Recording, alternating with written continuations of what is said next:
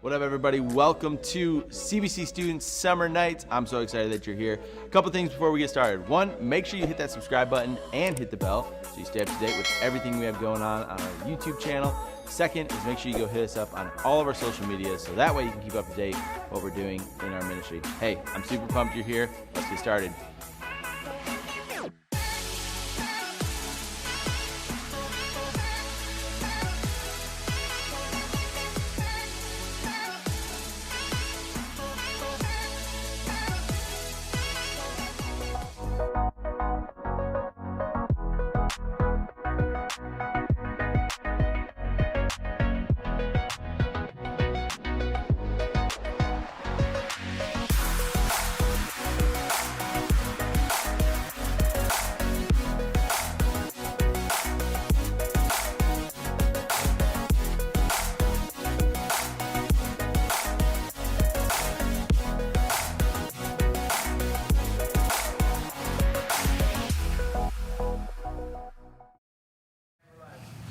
What's up, everybody? Welcome to CBC Students Summer Nights. I almost said CBC Students Live. Oh, that's Summer not that. Nights, boy. Summer Nights, baby. We just want to welcome you. Happy Father's Day to all you dads out there. Day. But if any of them are dads, that's probably an issue, right? That's kind of weird. Middle school high school students, it's not approach that topic yet. On this week's episode of Can I Ask That? But hey, it's Father's Day. We decked out our best father apparel. You want to talk about yours first? Then I'll talk about mine. I mean, I pretty much look the same. I just wear this all the time, so really no different. He's really excited to be a dad one day. Are you making an announcement? Not for a while. Oh, dang, I was ready for it. But yeah, I got my fishing shirt. And I call this my dad shirt because, I don't know, I feel like a dad would wear this. And then I got my, sports coat, suede. It's 1,000 degrees in here, so I'm sweating already. Dude, and I got my shorts. Those shoes make it. Dude, I love it. Dude, I'm not that flexible. You see this? You see this, guys? Oh, the Birkenstocks. Those are sick. It is what it is. So, what up, everybody? Hey, we got a fun night planned for you guys. We have all sorts of bits happening tonight. It's Father's Day, it's upcoming Sunday. So, before we get started, let us know what your favorite thing about your dad is. Let's just be real here. What's your favorite thing about your dad? Or let us know what is the one saying your dad has, right? Because every dad has a saying or a whistle. My dad had a whistle where we'd be in stores or we'd be across the mall, I feel like, and all of a sudden here, I can't even, and it would be him, and it'd be yeah, Dad, I'm over here. That's my dad. What's up?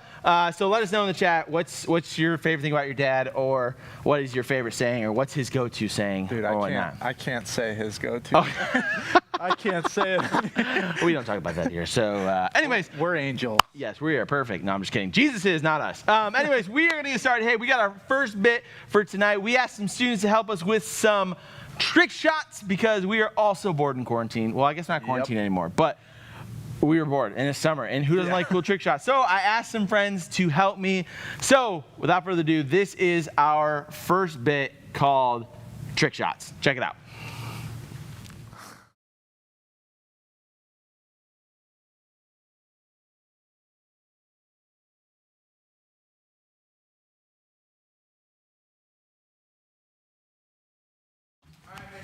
You guys hold on. They're trying to figure it out. This is supposed to be trick shots, and clearly it's not.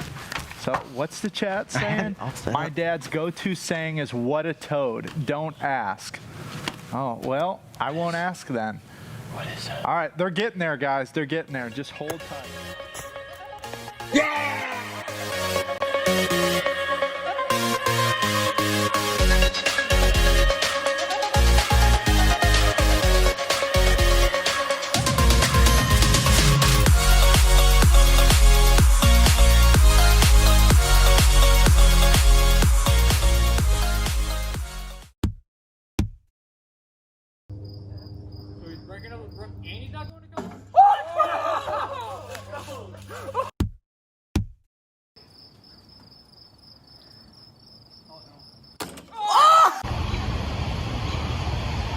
Dude, I'm gonna die. What the?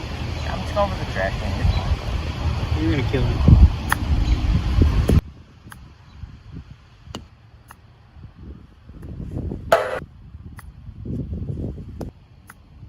Get it.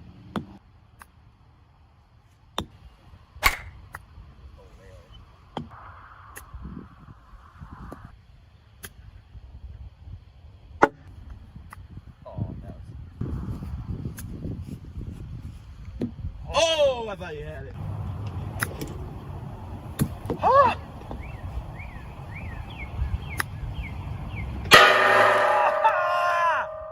That was so close.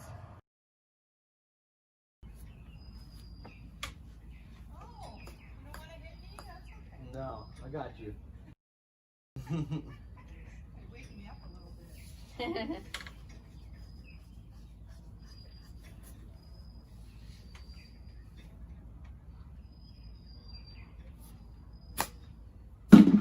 Let's go. That was a scolder, baby. Trick shots. All right, it's trick shot time. See that? I'm gonna go around the camper. I'm gonna throw it in. It's 100% real. Haters say it's fake.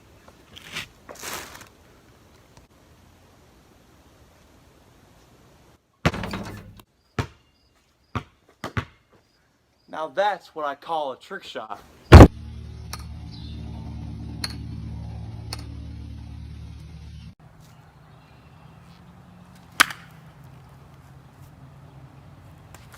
Yeah! Yes! Finally!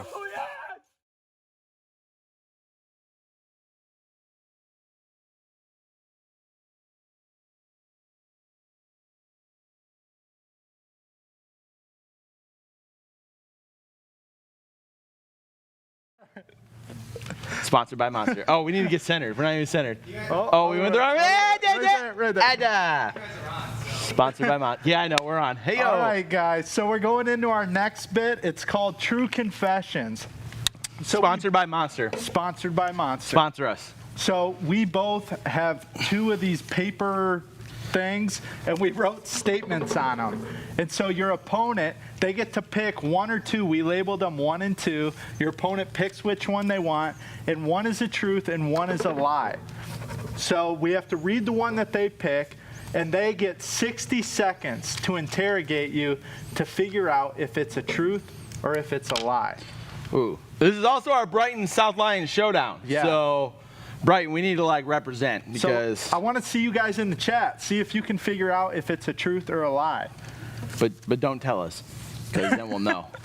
Okay, I'll set the timer. Does that sound good? All right, sounds All good. right. So I got. So a 5-minute timer? I'm Sure. just kidding. Okay. Do There's you one want to and go two. first? Wait. So explain again when we made up this bit literally before we started, so I need a little explanation. So right. I'm choosing one of these. You're gonna pick one, and you read it. I read it. And then I get to interrogate you, and at the end of 60 seconds, I have to guess whether it's right or wrong. And it can only be yes or no questions.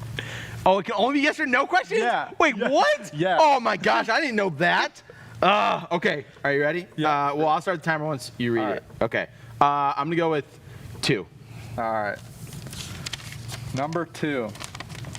In high school, I got suspended for pulling down my best friend's pants in front of the whole class. Okay. Okay. Did you pull down both underwear and pants? Yes. Was he wearing boxers? I don't know. I didn't really. They were on the ground, so I didn't Did get you a good pull them look. as a joke? Yes. Were there girls in attendance? No. Was it in a locker room? No. Was it in a classroom? Yes. Was it in science class? No. Did a teacher see? Yes. Did you get suspended for more than 3 days? No. Did you get in-school suspension? No. Did you get 2 days of suspension? Yes. Okay, so you got 2 days suspended. Dang. Did you get in trouble with your parents? Not really. My dad kind of laughed. He thought. Oh my gosh. I have no freaking clue. I'm gonna go with that's a truth. It is true. Yeah, boy! 1 point to Brighton. Holla! This was like my best friend. Okay. He Yeah, was tell me the like- story here. He was like my brother. He's actually in the Marines now, and we were it was after school, and we were in our math class, and our teacher was the only one there, and he had his backpack and his books in both arms, so he had no hands, and I'm sitting there, and I was a troublemaker, so of course the first thing I think is, well, this is embarrassing for him. So I just ripped him down, and he couldn't pull him up because his hands were full, and the teacher said, "You're suspended." Oh my gosh. Oh, what'd your friend think? He did not think it was funny. I wouldn't have either if I was my, What are you gonna everything do? was showing. But all right, cool. Brighton's up 1-0, but I guess right. you could tie this up. So 1 or 2. I should probably get this timer back up. 1 or 2. Let's go 1. 1. Okay. 1. Here we go. I once stole 78 golf balls from a putt-putt place and got caught. Ready? Was the putt-putt place in Brighton? No. Did you have anyone with you? No. Yes. Yes, I did. Yes, I had people with me. When they caught you, did they call the police? No. Did they call your parents? Yes. Were your parents really mad at you? No. Not really. What kind, or I can't ask that. Yes or no questions. Oh man, this is hard. Did you use the golf balls after you stole them, or did you have to give them back? Is that a yes or no question? No, I did not use them after I stole them. Oh man, that stinks. Yes, unfortunately it Let's see. Were they all different kinds of golf balls? did. Yeah, yes. That's time. Good luck. I don't know. I'm going to go with true on that. Ah, yes, it was true. I was in 7th grade, and we had this. It was super ironic because we went to a place called CJ Barrymore's, where like there's a putt-putt and like there's batting cages and all sorts of stuff there. And we get to go at the end of every year in my middle school. You got to go at the end of every year if you had no detentions. So basically, it was like all the good kids got to go. And so like. It was ironic because me and my friends, we went putt-putting at the putt place, but like they weren't real golf balls. Like they were like the colored like crap balls. And we decided it was like one of the holes, I launched one up into a windmill and it never came out. So as a little middle schooler, I was like, well, I'm curious. So like I'm going up into it. And I went up into it and there's like a pocket of just a massive amount. And we were in our bathing suits. So you know like the big, like basically cargo pants. Yeah. And we just stuffed our pockets full of those golf balls. Like, I want a rainbow assortment of colors of whatever golf balls. And so I stuffed my pockets full of them. We finish the restaurant. We get on the bus to go home. And this was a little weird because if it was like now, my teacher definitely would have gotten like probably arrested. But my teacher was sitting across the aisle on the bus from me, and he could see that my pockets were like full of stuff, like full of stuff. And he's like, "What do you guys got in your pockets?" We're like, Nothing. And so all of a sudden he starts reaching, like grabbing at my pockets. And I'm like, bro, stranger danger, get the freak away from me. And he's like, show me what's in your pockets. So I pulled them all out. He told the principal, who then called my parents. And my parents weren't really mad about it, but they made me go return every single golf ball. And like they made me count. And so that's how I knew the exact number of golf balls. So you were no longer a good kid anymore. No, apparently I was not. So shame on me. Thank you. I understand, people. I made a mistake. You're all understand because you all make mistakes too. So you guys are perfect. That was my truth. So you got me. So we're tied. 1-1. 1-1, baby. Oh boy. All right, second round. So if we tie, we established that if we tie, we are going to make next week's Brighton versus South line worth 2 points, which could bring Brighton up to speed. That'll push if we lose. South line even further ahead. Yeah, we'll see about that. Okay, so I'm going to go with 1. All right. Number 1. I was once knocked out by a professional UFC fighter. Okay. You were once knocked out by a professional UFC fighter? Yes. Interesting. Okay. So I can ask yes or no questions? Yeah. Are you lying? No, I'm just kidding. Besides that. Was he a heavyweight fighter? No. Did he weigh under 150? No. So was it a he? Yes. Oh, was it he? It wasn't a her? No. Okay. Although I do know a girl that's in the UFC. Yeah. And she's Interesting. awesome. Interesting. So they're a professional UFC fighter? Yes. Are they famous? Yes. Have they ever fought on ESPN? Yes. Do you know this person personally? Yes. Do you know them from family? No. Do you know them through friends? Yes. Is it a friend of a friend where you say you know them, but you don't really know them? Yes. You just kind of know their name? Yes. Okay. Did you? Oh, I never set a timer. We'll give myself like 20 more seconds or 10 seconds. Did you get knocked out cold? Yes. Did you have a bloody nose? No. Did you get punched in the face? Yes. Okay. Man, interesting.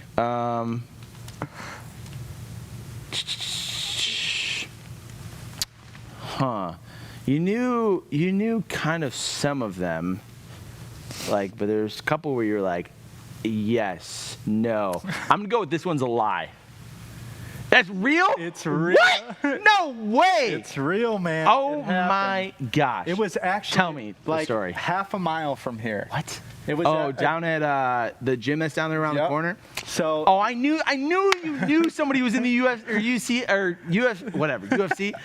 Dang it. Yep. So tell me the there's deets. a bunch of professional UFC fighters that train right down the street, and they were training in fight camp right before they were fighting in their professional fight, and he needed a partner, and I was there.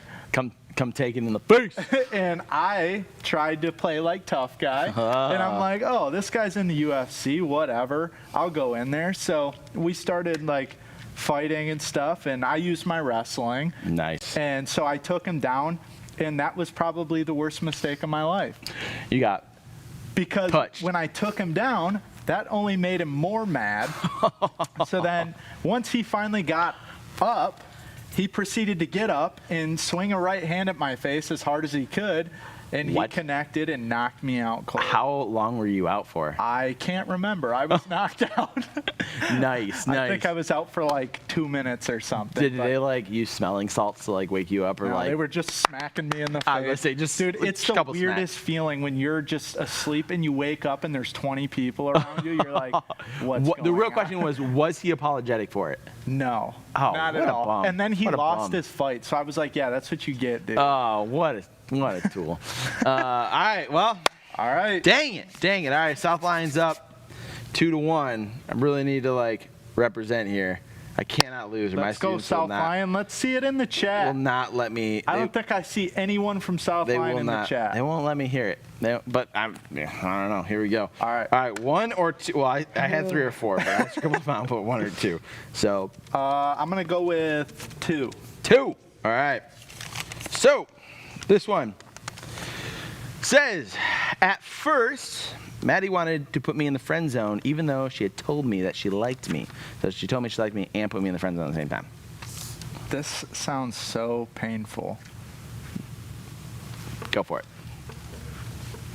This is a hard question for yes or no. Yes, sir. I didn't even know we had to do that. Were you guys friends before you started dating? Were we friends before? Yes. Yeah? Yeah. Did you guys know each other in high school? No. No? Oh, man. This is hard to figure out with yes and no. Hey, questions. Soleil's here. She's telling you. Come on, Mitch. She's got this. Was she... So she told you that she liked you, Yep. and then she friend zoned you? Yes. Did you cry? No. No. Baby.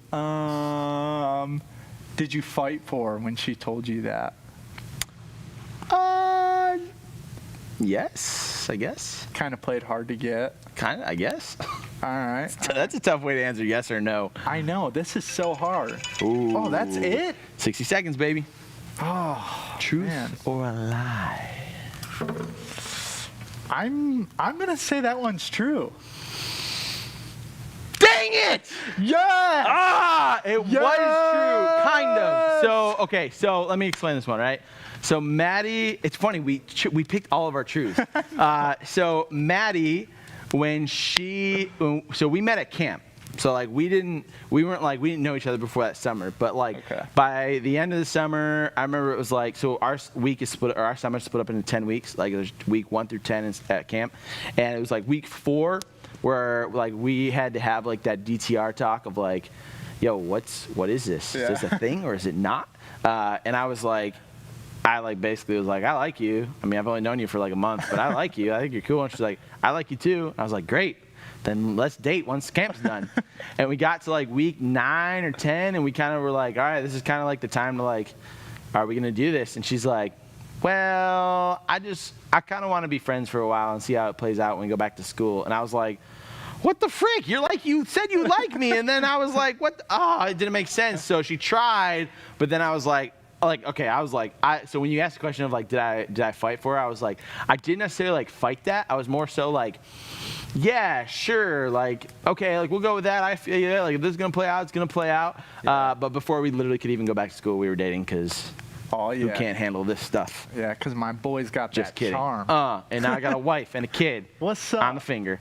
So that's true. So it looks like South Lion's taking the dub week 3 in a row. Brighton, I'm sorry. I need you guys to come represent because obviously I can't represent us. You guys can come on my team if you feel embarrassed. No. If you got to go on his team, you got to go to his Wednesday nights then because you guys can just don't ditch me like that. They're don't play me that anyway. game. Oh, let's see. Okay. I got vibes on this stuff. Anyways, so South Line took the dub. They're up 3-0 now going into summer nights. Don't worry, we have plenty of weeks to catch up. We just want to give them a little soft lead going into the summer. But we are so excited to move on to our next bit. And this one I am very excited about because this one is not as funny, but this one is as real and awesome as anything else we have done. And this is a bit that we call My Story. And what we try to do in this bit is we try to highlight somebody that's around CBC students, whether it's a student or a leader. And I'm very excited to share this week's My Story, which is Jacob Springer, who, if you don't know him, he is the man behind the camera, always for me. He's up in the sound booth right now with us. Jacob, we love you. So give some love in the chat to Jacob. But he has a really cool story, and I love it because I really got to watch the whole thing play out and just how God's impacted his life. So I'll just let him tell you his story in our new bit called My Story. Hey guys, I'm Jacob. I'm the man that's behind the camera most times on the live streams, and this is my story.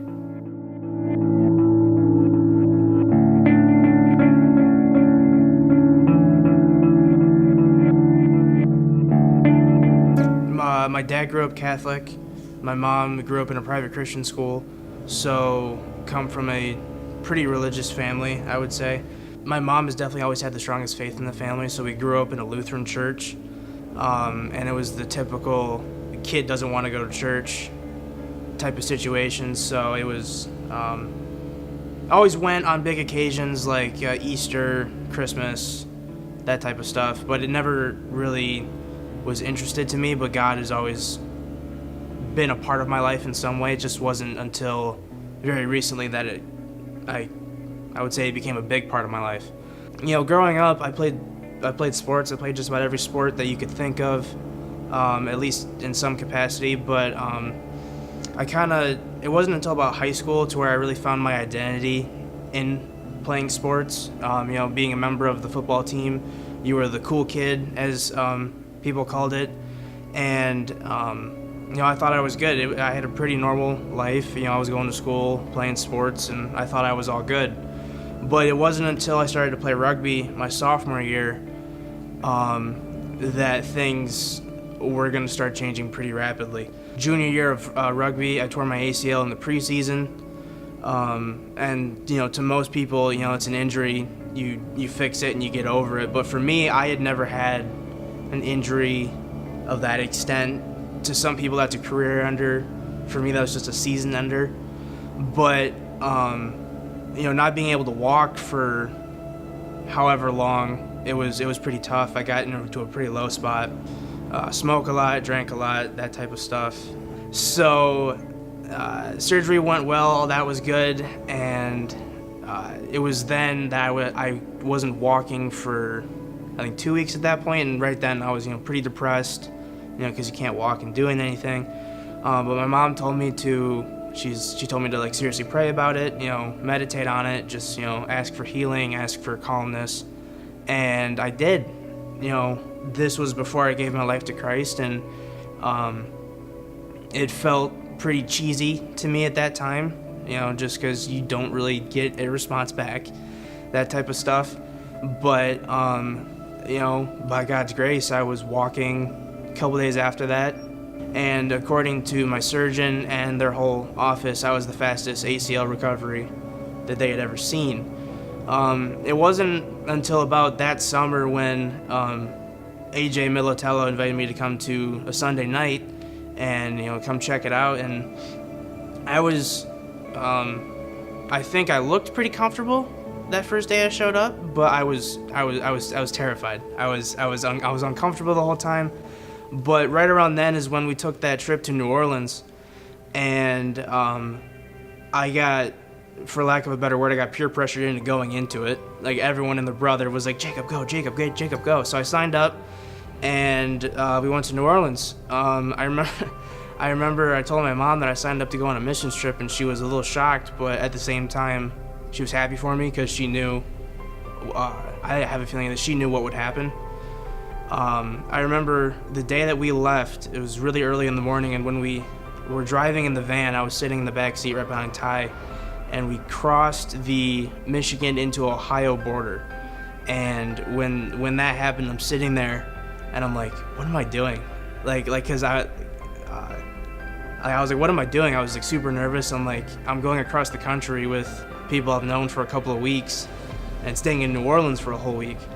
But like, in that same thought, it was just like, you're good, you know. It was most likely God saying, you know, dude, you're good, you know, just wait till you see what happens this week. And it was an amazing week. We got, you know, did so many great things, saw so many good things, but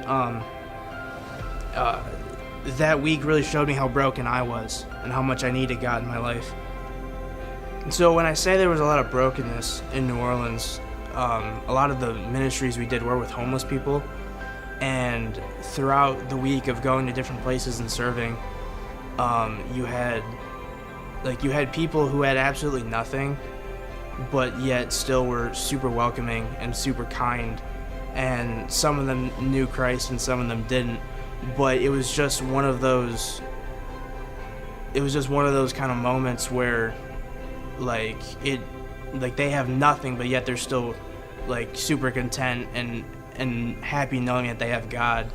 And I just kind of came to the realization that I needed to be in that similar position, because I was looking to a lot of earthly things at the end of the week, we were singing worship one night on the roof of the church we were staying at, and I was just looking across the French Quarter, and Ty comes up next to me, and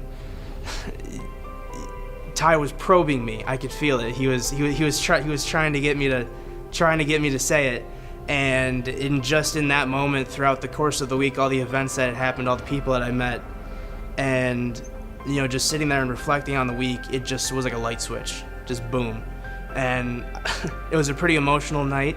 I was bawling my eyes out for most of the night, but I gave my life to Christ that weekend on the roof.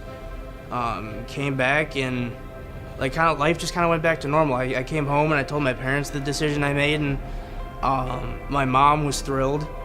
And yeah, I kind of just went back to normal. Like, people that I knew from CBC here were super excited for me, but I didn't really tell anyone that I knew from high school or any teammates that I had played with. I don't know why, I just didn't really tell them.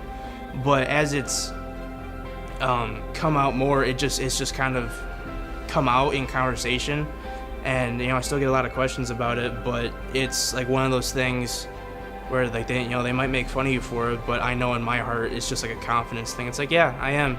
Like, my decision to follow Jesus, like the way that's like impacted me today, when I was going to New Orleans, Ty asked me because I had a camera, he asked me if I wanted to take pictures, and I was, if you know me, like, way back in the day, I was not a creative person at all. I was more of I was an athlete, and that was about it. But that week in New Orleans, taking pictures and documenting like what people were doing, and just documenting how God was moving through that, kind of opened up my eyes to photography. And I would consider myself an amateur photographer at this point. That's what I'm going to school for, is graphic design. So it kind of just it opened me up to a new career path. And to me, like, serving, like, the reason why I like producing these live streams and these videos and stuff like that is because, like, serving, to me, like, this is my way of serving. This is my way of, like, expanding God's kingdom. My life now, compared to what it was before I gave my life to Christ, I would say is pretty different. I'm still an athlete, but that's not really where I find my identity. I've found a whole another group of friends that I didn't have before, from here at CBC and at Michigan State, and I've had a lot of different conversations with family members that I normally wouldn't have had. Like, me and my mom talk about, like, the Bible and Christ all the time.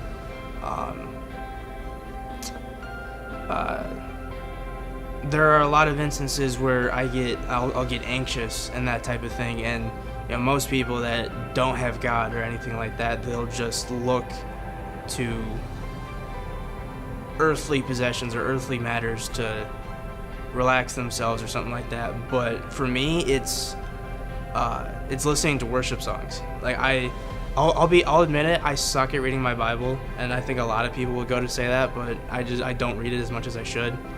But for me, like, when I'm editing photos or editing a video or something like that, and I'll just, like, pull up Spotify and just put on my worship playlist, and I'll just listen to that, and I'll sing along with it, and I'll genuinely, like, listen to the words and think about how that applies to me. I'm Jacob, and that was my story.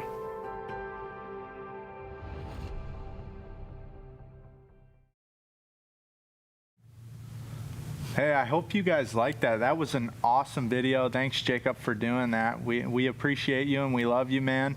Everyone show some more love for Jacob in the chat. That was pretty awesome. So we're going to switch into our last bit that we normally do, and it's Can I Ask That? And I'm pretty excited about this question specifically because this is a really good one. This week, I think it's going to be more of just like a conversation, because this is a really difficult question that I know all of us have asked, probably several times, but why do bad things happen to good people? But before we get to the question, we got a little clip for you. Roll clip.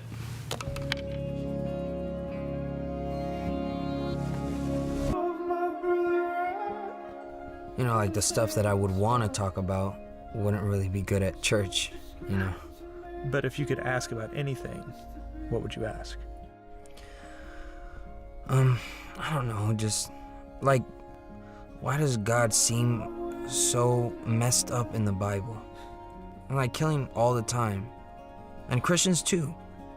Seems like there's lots of crazy stuff Christians do, Like we definitely never talk about that. Or maybe, I don't know, other religions might actually be right too. Or better than ours. Like, maybe there's lots of ways to get to God. I don't know. So, see, it's not really super great questions for church. Totally. Yeah, no, I get it. I have some of the same questions too, actually. They're good questions. Actually, a lot of older people at the church have the same ones. They just don't talk about it. You can always ask me any question you want, okay? If you're ever sitting there thinking, can I ask that? The answer is yes. You can ask that, okay? Okay.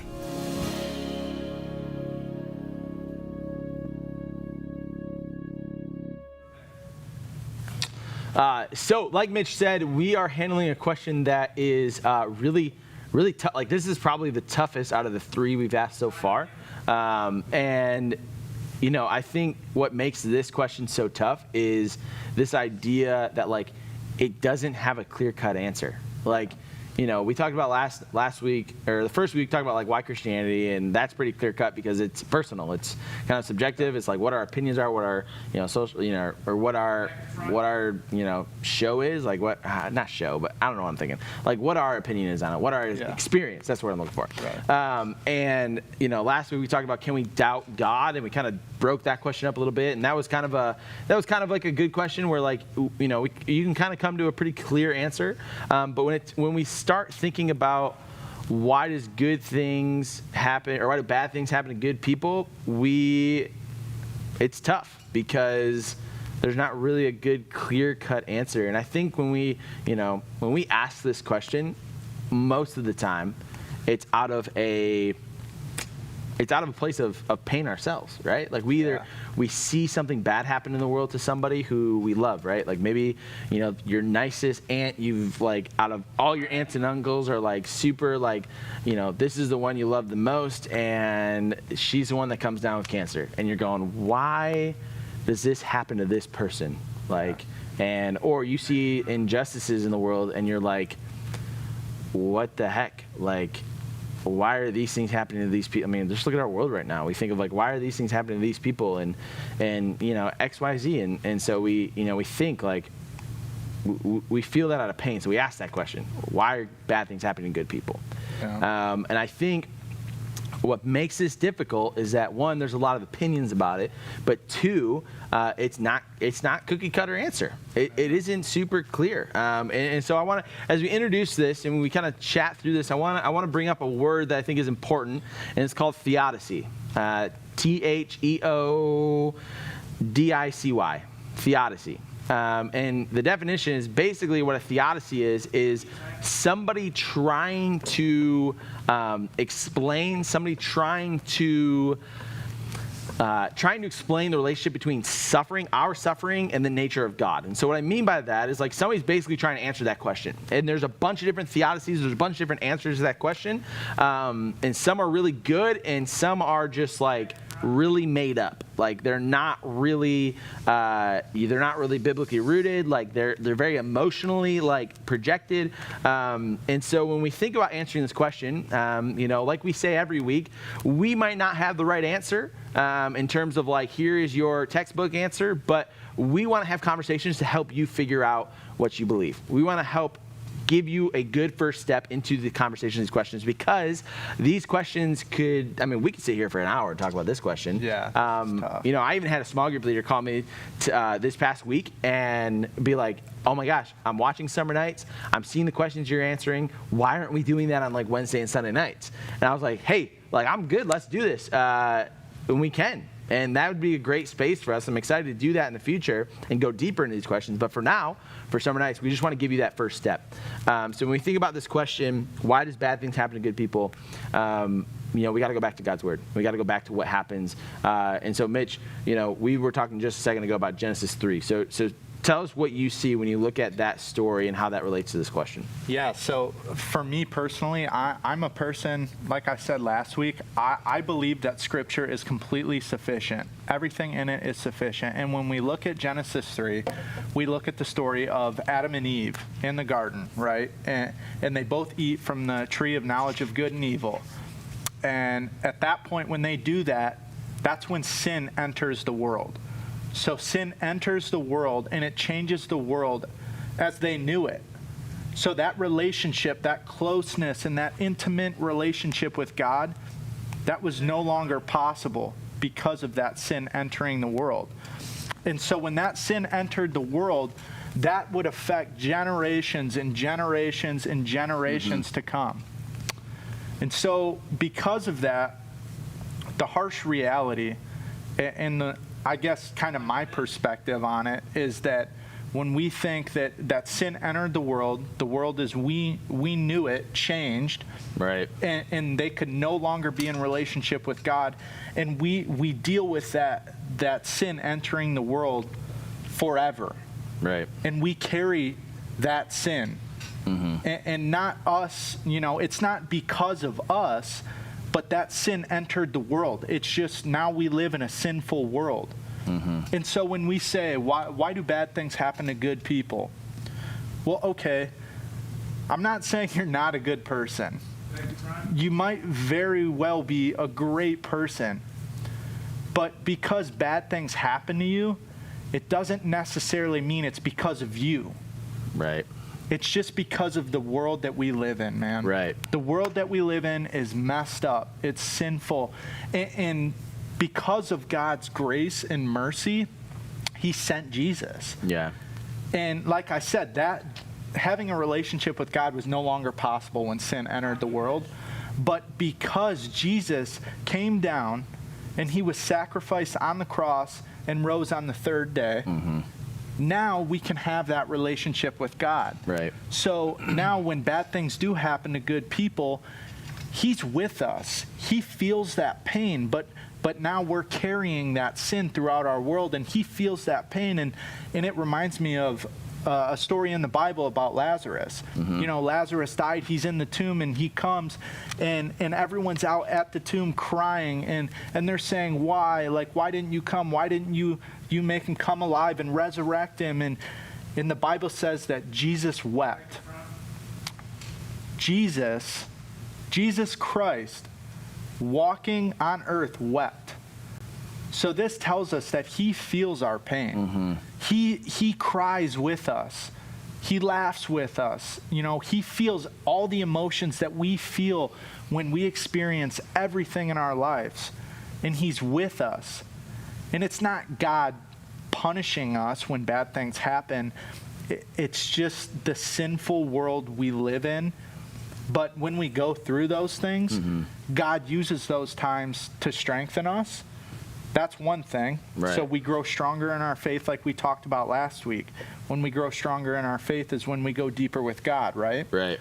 So we go deeper with God, but not only that, he uses our pain to be an example to other people. Right. So when bad things happen to good people, we can use those times where we're suffering and we're suffering with Jesus. He can be right alongside of us and say, hey, you know what? I weep with you right now. Yeah. I feel your emotion, your pain and your emotion, but you have me. Right. And I know that, so now I can be an example to other people and say, hey, look what I can do with Jesus. Right. Yeah, I think of the Isaiah passage, Isaiah 53, where it talks about, it's like the prophecy, and I'm just going to read it. It says, he was despised and rejected by mankind, a man of suffering and familiar with pain, like one from whom people hide their faces. He was despised, and we held him in low esteem. Surely he took up our pain and bore our suffering, yet we considered him punished by God, stricken by him and afflicted. But he was pierced for our transgressions, he was crushed for our iniquities. The punishment that brought us peace was on him. By his wounds we are healed.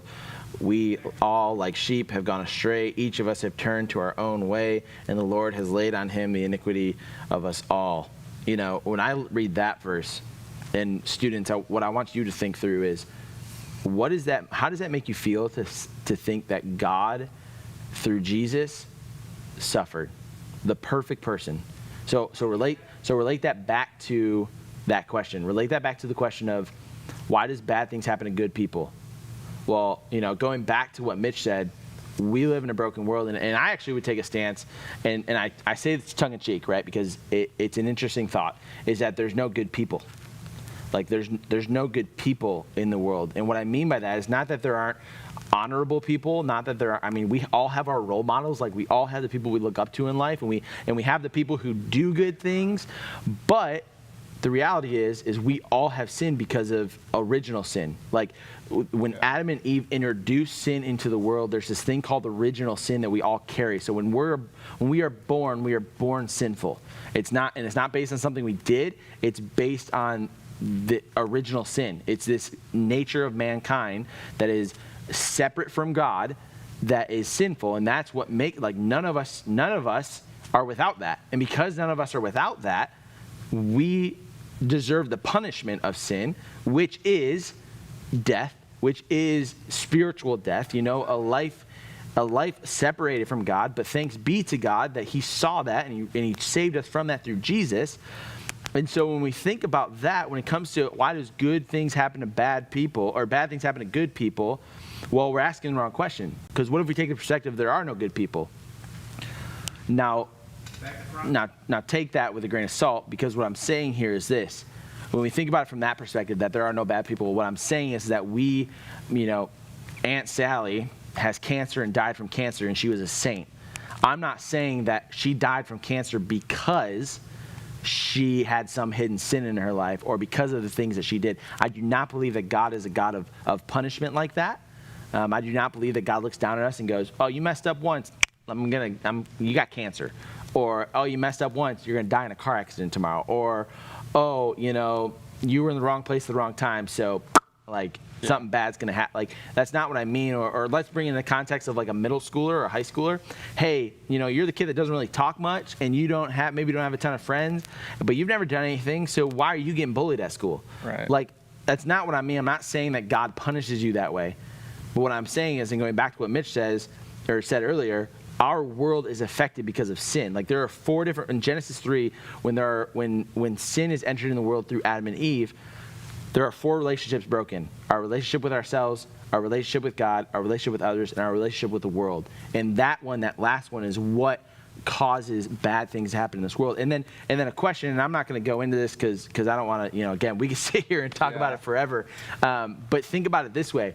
If God did not allow us, it's this idea, if I would have went deeper into this question, I'd say, well, and the reality is, I believe that God actually allows bad things to happen in the world. He doesn't cause them, but he obviously allows them because they're happening and he's in control. So if God didn't allow bad things to happen in this world, because, again, a follow-up question to this is normally okay, why is God allowing all this stuff to happen? Think about the world today, right? Right. Why is God allowing all this craziness to happen? Why did he allow a pandemic to break out in the world? Why did he allow social injustice, but also riots and craziness and illegal things? Why does he allow all that? Well, what if he didn't allow that?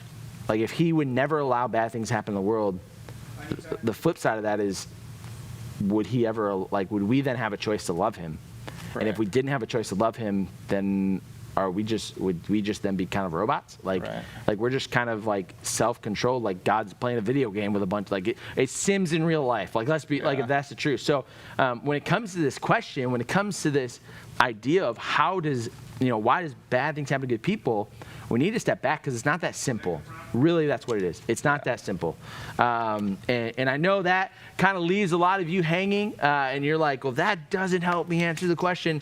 That's on purpose. We're not trying to give you the answer. We are trying to set you up. We're trying to give you that first step and give you some things to think about and to wrestle with and to question, what do you believe when it comes to that?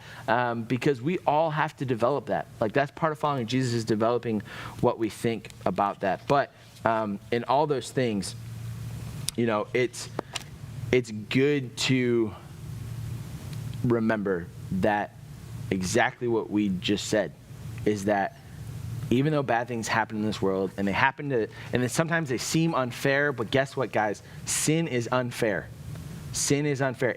Sin does not care. Satan does not care. Our flesh does not care what type of person you are, whether you're, the person that goes to church and, like strives to follow Jesus, like all those things. Like, sin doesn't care. Yeah. It's going to keep coming at you because you have it inside of you, and you never get rid of that until the day you stand before Jesus in the pearly gates of heaven. Yeah. And that's what makes heaven beautiful. Yeah. That there's no longer sin, there's no longer pain, there's no longer tears, there's none of those things. And we only get to experience that. We only get to mend that relationship with God and with other people, with ourselves, and with this world because of Jesus. And because of what he did on that cross. Because he suffered with us, and he resurrected after he died on that cross, an unfair death. And that's the gospel, and that's what we are about here. Yeah. And so, again, it's not a clear-cut answer. Yeah. I mean, one of my best friends, he always told me, because if I would have a bad day or something, I would say, man, life isn't fair. Like, why me? Right. Why me? All these things, it's like they just pile on. And he looked at me one day and he said, dude, you don't want fair. Right. Exactly. You don't want it to be fair.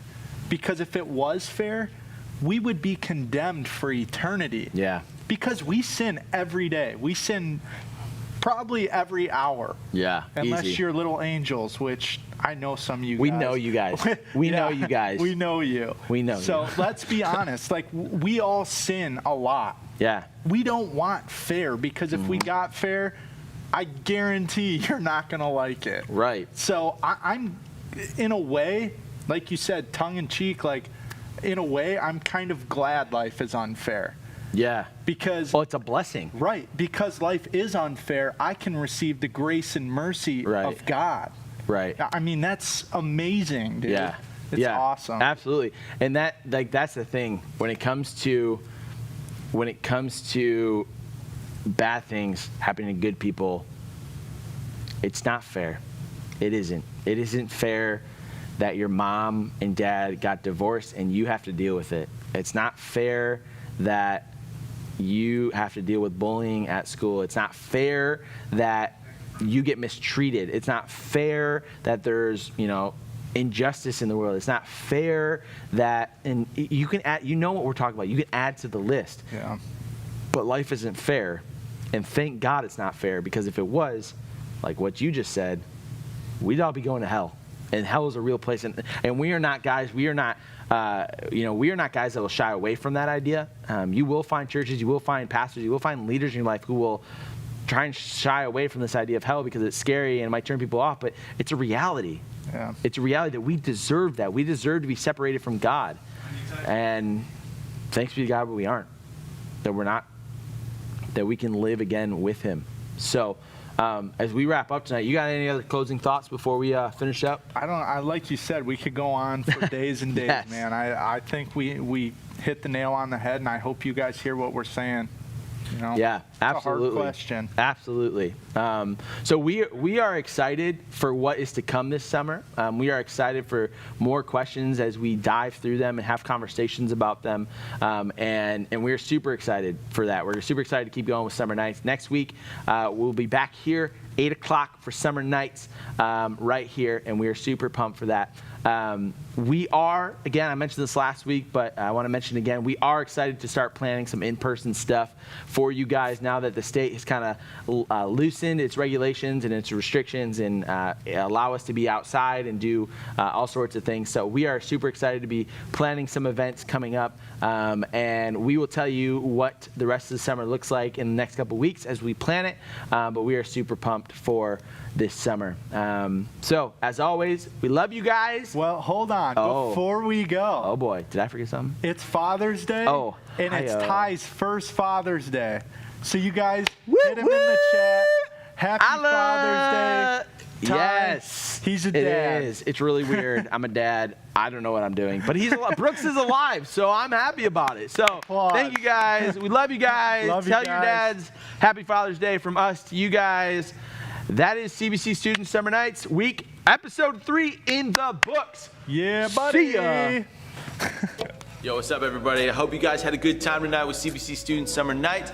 Make sure you go ahead and like this video, subscribe to our YouTube channel, and check us out on all of our social medias. We love y'all and see y'all next week. Peace.